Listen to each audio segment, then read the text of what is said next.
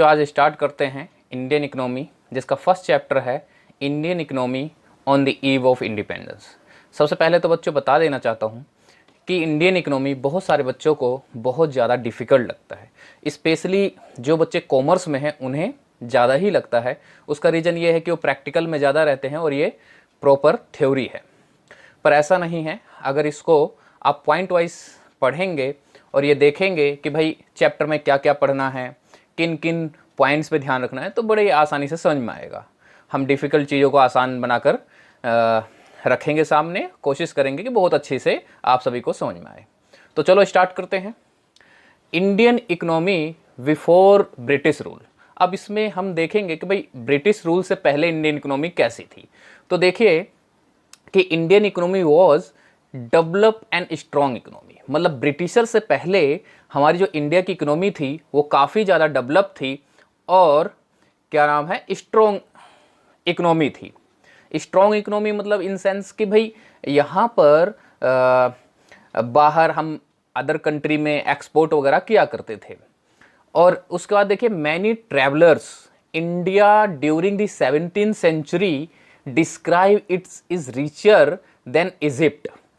अब बहुत सारे ट्रैवलर्स आए हैं इंडिया में, जैसे इब्न बतूता हो गया, फ्रांस ऑफ बर्नियर हो गए, ठीक है। ऐसे बहुत सारे ट्रैवलर्स आए हैं, यात्री जो यूरोप से, अफ्रीका से, हमारे एशिया में होते हुए इंडिया तक आए हैं। उन्होंने उस टाइम अपने जो बुक्स वगैरह लिखी हैं तो उसमें ये बताया कि इंडिया जो है इजिप्ट से भी ज़्यादा रिचर कंट्री थी, अमीर कंट्री था। तो अब ये देख सकते हो कि ये 17th सेंचुरी की बात कर रहे हैं, मतलब कि 17th सेंचुरी मतलब कि बिफोर ब्रिटिश रूल, ठीक है। हमारी हमारा जो इकोनॉमी था वो काफ़ी ज़्यादा इतना अच्छी इकोनॉमी थी कि हम इजिप्ट से भी ज़्यादा रिचर थे। उसके बाद देखिए agriculture was well develop. Agriculture system यहाँ का बहुत ज़्यादा डेवलप था। डेवलप मतलब कि यहाँ पर शुरू से ही एग्रीकल्चर होता आया है, तो यहाँ पर एग्रीकल्चर में जितना प्रोडक्शन होता था बाकी किसी सेक्टर में नहीं होता था, ठीक है, और ये शुरू से ही था। उसके बाद देखिए आगे क्या है, ब्लेजेस वर सेल्फ सफिशिएंट। जो ब्लेजेस थे मतलब गांव वगैरह, वो सेल्फ सफिशिएंट थे, मतलब अपने आत्मनिर्भर थे, अपने ऊपर ही सारे चीज़ों का बर्डन लिया करते थे, प्रोडक्शन वगैरह खुद किया करते हैं और स्पेशली कंजप्शन के लिए प्रोडक्शन करते थे, ठीक है, ना कि कमर्शलाइजेशन के लिए, ना कि अदर कंट्री में बेचने के लिए। तो ये एक बड़ी चीज़ थी कि हमारे जो ब्लेजेस थे वो भी एक तरह से आत्मनिर्भर थे। उसके बाद देखिए आप कि India was famous handmade textile. जो हैंडीक्राफ्ट सिस्टम था यहाँ का बहुत ज़्यादा फेमस था। हैंडीक्राफ्ट जो है अदर कंट्री में एक्सपोर्ट हुआ करते थे। बंगाल का मखमल फेमस है, जो बड़े बड़े राजा महाराजा वगैरह लिया करते थे।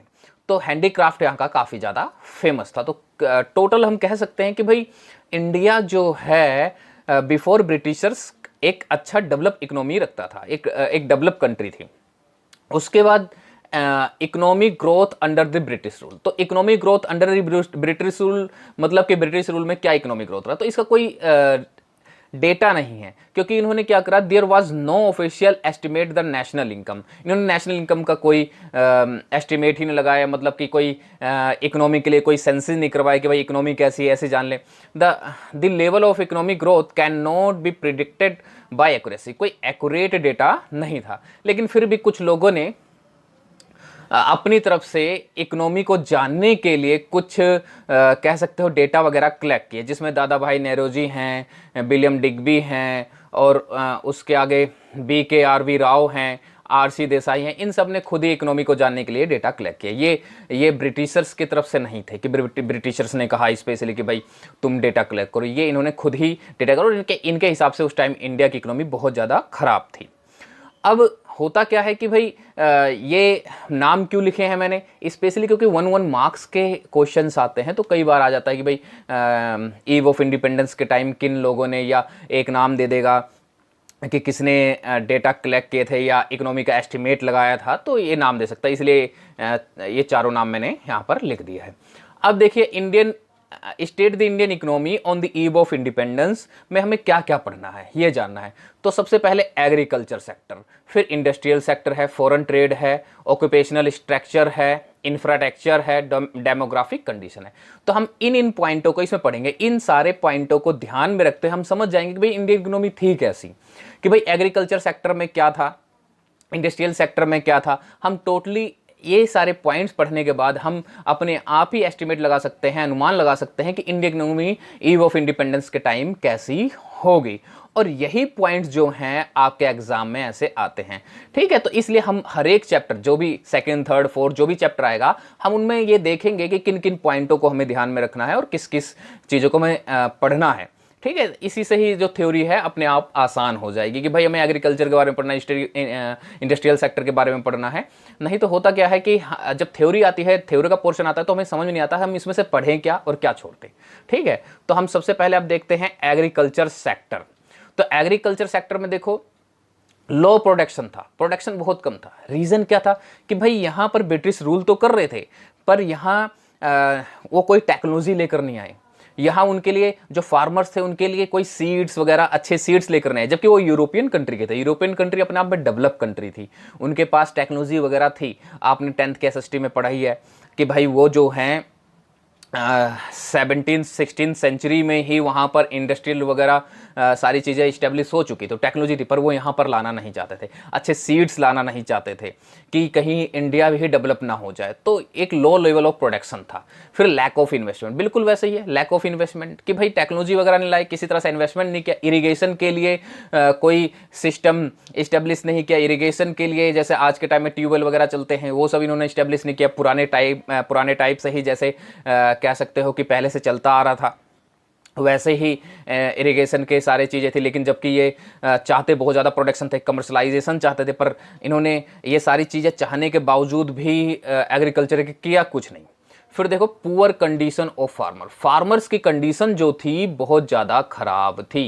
एक्चुअली इन्होंने रेवेन्यू सिस्टम लगा दिया था, मतलब टैक्सेस वगैरह लगा दिए थे। अब टैक्सेस वगैरह लगा तो दिए, ठीक है, तो टैक्सेस वगैरह लगा दिए, बट फार्मर के लिए इन्होंने कुछ नहीं किया। जैसे हमने ऊपर ही बात की भाई टेक्नोलॉजी वगैरह कुछ नहीं। अच्छा, बीच में जमींदारी सिस्टम है, कह सकते हो कि एक मीडिएटर रख दिया गया था, जो क्या करेगा, टैक्सेस कलेक्ट करेगा। वो बहुत ज़्यादा टैक्सेस लिया करते थे, तो फार्मर की कंडीशन बहुत ज़्यादा ख़राब थी, कह सकते हो पुअर कंडीशन थी। अनएजुकेटेड फार्मर थे।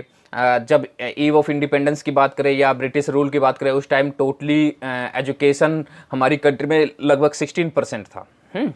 तो 16% मतलब कुछ नहीं, ठीक है। फार्मर्स तो वैसे भी ध्यान नहीं देते थे उन्हें, क्योंकि उन्हें पता था उन्हें फील्ड में ही काम करना है। उसके बाद आउटडेटेड टेक्नोलॉजी, हम ऊपर ही बात कर चुके हैं कि टेक्नोलॉजी वगैरह नहीं लाते थे, आउटडेटेड टेक्नोलॉजी थी। मतलब शुरू से ही जैसे बुल्स वगैरह यूज़ किया जाते थे भाई एग्रीकल्चर में, वही सारी चीज़ें चल रही थी। इन्होंने कोई ऐसे नए टेक्नोलॉजी लेकर ही नहीं आए जिससे यहाँ पर जो एग्रीकल्चर है वो डेवलप हो सके। फिर रेनफॉल डिपेंडेंट, इरिगेशन का कोई वो था ही नहीं, सारा का सारा क्या था, रेनफॉल पे था कि भाई अगर बारिश होगी तो अच्छी फसल होगी, बारिश नहीं होगी तो फसल नहीं होगी। कह सकते हैं क्रॉपिंग जो है वो सारा का सारा रेनफॉल पे डिपेंड करा करता था। उसके बाद देखो जमींदारी सिस्टम, जैसे मैंने रेवेन्यू सिस्टम ऊपर ही बताया है कि भाई एक मीडिएटर रख दिया गया था। मीडिएटर मतलब एक जमींदार, ठीक है, जिसका काम था टैक्स जो है कलेक्ट करना। इवन इन्होंने सनसेट सिस्टम लगा रखा था। सनसेट मतलब कि इतने एक डे डिसाइड कर देते थे, और उस डे के सनसेट होने से मतलब कि सूरज ढलने से पहले वो टैक्स मिल जाना चाहिए। अगर टैक्स नहीं मिलेगा तो अगले दिन ज़मीन की नीलामी करवा दी जाती थी। तो ये जमींदारों के साथ ब्रिटिशर्स ने स्पेशली कर रखा था, इसलिए जमींदार जो है फार्मर को परेशान करते थे। फार्मर से टैक्सेस वगैरह बहुत ज़्यादा लेते थे, ज़बरदस्ती लेते, चाहे क्या नाम है, सूखा पड़ जाए, कुछ भी पड़ जाए, लेकिन उन्हें टैक्सेस लेना था, ठीक है। तो एक जमींदारी सिस्टम ने भी एग्रीकल्चर को डेवलप नहीं होने दिया। Force to commercialisation, force to commercialisation का मतलब क्या है कि ऐसी क्रॉपिंग करना, ऐसे क्या नाम है, क्रॉप्स लगाना जो कि कमर्शियल हैं, जो कि मार्केट में वैल्यू रखते हैं, like jute, Indigo, silk, raw material, ठीक है। तो ये सारे फोर्स टू कमर्शलाइजेशन है कि ऐसी क्रॉपिंग। और जबकि इंडिगो की जब खेती की जाती है तो 2-2.5 साल तक, 3 साल तक वो जो फील्ड है जहाँ पर इसकी खेती की गई है, जो जगह है, वो ख़राब हो जाती है। उसके बाद फिर उसमें फर्टिलिटी आती है, ठीक है। तो लेकिन ये ज़बरदस्ती करवाते थे ब्रिटिशर्स, इस कारण भी एग्रीकल्चर का जो कंडीशन थी बहुत ज़्यादा ख़राब थी। ठीक है, तो आई होप आप सबको एग्रीकल्चर की कंडीशन समझ में आ गया। अगर एग्रीकल्चर कंडीशन आप सबको समझ में आ गया है तो इंडस्ट्री समझने में दिक्कत नहीं होगी, क्योंकि बिल्कुल उसी तरह से इंडस्ट्री का था। तो हम अब आगे देखते हैं कि भाई इंडस्ट्रियल सेक्टर कैसा था। तो बिल्कुल वही है कि भाई लो लेवल ऑफ ग्रोथ नहीं था। रीज़न वही बिल्कुल पहले की तरह ही कि भाई टेक्नोलॉजी वगैरह लाते नहीं थे। जब टेक्नोलॉजी वगैरह लाई नहीं है तो भाई ग्रोथ कैसा होगा इंडस्ट्री सेक्टर का। ठीक है, देन लैक ऑफ इन्वेस्टमेंट, बिल्कुल वही उसी तरह से कि भाई इन्वेस्टमेंट ही नहीं किया था उन्होंने किसी तरह से टेक्नोलॉजी वगैरह पे या इंडस्ट्रीज को इस्टेब्लिश करने के लिए। और जो इंडस्ट्री इन्होंने इस्टेब्लिश की वो स्पेशली अपने बेनिफिट के लिए की उन्होंने। ठीक है, लैक ऑफ टेक्नोलॉजी, ठीक है, इसमें इंडस्ट्री में भी उन्होंने कोई टेक्नोलॉजी, जबकि यूरोपियन कंट्री थी जिनके पास टेक्नोलॉजी की कोई कमी नहीं थी, है यूरोपियन कंट्री थी जिनके पास टेक्नोलॉजी कोई कमी नहीं थी। ठीक है, टेक्नोलॉजी इनके पास बहुत पहले से ही थी, ये अपनी कंट्री में यूज़ किया करते थे। यूज़ करते थे तभी तो यहाँ से रॉ मटेरियल जाते थे, वहाँ से फिनिश गुड्स लेकर आते थे, मशीनरी से बनी हुई चीज़ें लेकर आते थे, जबकि हमारे देश में लंबे टाइम तक जो है हैंडीक्राफ्ट ही चल रहा था। ठीक है, तो टेक्नोलॉजी कोई कमी नहीं थी, लेकिन फिर भी ये टेक्नोलॉजी यहाँ पर क्या करते थे, लेकर नहीं आते थे। कहीं इंडिया डेवलप हो जाएगा तो हमारी चीज़ें कौन खरीदेगा, क्योंकि हैंडीक्राफ्ट बनी हुई चीज़ें कैसी थी भाई, महंगी होती थी। हैंडीक्राफ्ट कोई भी चीज़ होती हाथों से बनी हुई, टाइम लगता है। मान लो कि कोई भी चीज़ बनने में 10 दिन लगा, तो जो जिसने उसको बनाया है वो बेचेगा तो उतने बेचेगा कि अगले 10 दिन खा सके, क्योंकि अगले 10 दिन तक ही अगला पीस तैयार होगा। ठीक है, तो ये हैंडीक्राफ्ट चीज़ें महंगी हुआ करती थी। और अगर ये टेक्नोलॉजी लेकर आ जाते ब्रिटिशर्स यहाँ पर, तो क्या होता है, इनकी चीज़ें भी सस्ती हो जाती, इंडिया की भी हो जाती। तो एक तरह से मोनोपोली रखना चाहते थे इंडस्ट्रियल सेक्टर में। ठीक है, उसके बाद देखो the handicraft industry had decline, बिल्कुल वही रीजन है भाई, फिनिश गुड्स लेकर आते थे यहाँ पर, इनकी चीज़ें सस्ती पड़ती थी। ठीक है, तो क्या हुआ, धीरे धीरे हैंडीक्राफ्ट चीज़ें खत्म होने लगी, क्योंकि महंगी है, बनने में टाइम लगता है, बनने में टाइम लगेगा तो भाई वो सेल आउट भी महंगा ही होगा। ठीक है, लेकिन ब्रिटिशर्स ने कुछ चीज़ें की थी जो अपने बेनिफिट के लिए थी। देखो, some cotton textile mills were established in Maharashtra and Gujarat, उन्होंने कुछ कॉटन के टेक्सटाइल लगाए थे महाराष्ट्र और गुजरात में। ठीक है, लेकिन वो अपने लिए लगाए थे, अपने बेनिफिट के लिए लगाए थे, ना कि इंडिया के बेनिफिट के लिए। फिर है very small contribution to GDP. अब देखने वाली बात यह है कि इंडस्ट्री का जीडीपी में बहुत छोटा कंट्रीब्यूशन था। सबसे बड़ा कंट्रीब्यूशन एग्रीकल्चर का था, क्योंकि यहाँ पर एग्रीकल्चर शुरू से करते आ रहे हैं, इंडस्ट्री से कोई मतलब नहीं था, यहाँ शुरू से ही करते आ रहे हैं। ठीक है, तो इसलिए यहाँ पर जो कंट्रीब्यूशन था जीडीपी में इंडस्ट्रियल सेक्टर का बहुत कम था। और अभी भी देखा जाए तो बहुत कम तो नहीं बताएंगे, लेकिन अभी भी एग्रीकल्चर सेक्टर में अभी भी हमारे देश के ज़्यादातर लोग एग्रीकल्चर में है, मतलब परसेंटेज ज़्यादा है अभी भी वर्क करने वाले के। ठीक है, वर्क करने वालों का। तो जीडीपी में उस टाइम जो है जो कंट्रीब्यूशन था इंडस्ट्री सेक्टर का बहुत कम था। ठीक है, आई होप आप सबको इंडस्ट्रियल सेक्टर समझ में आ गया होगा। ठीक है, तो आज के लिए बस इतना ही। धन्यवाद, थैंक यू।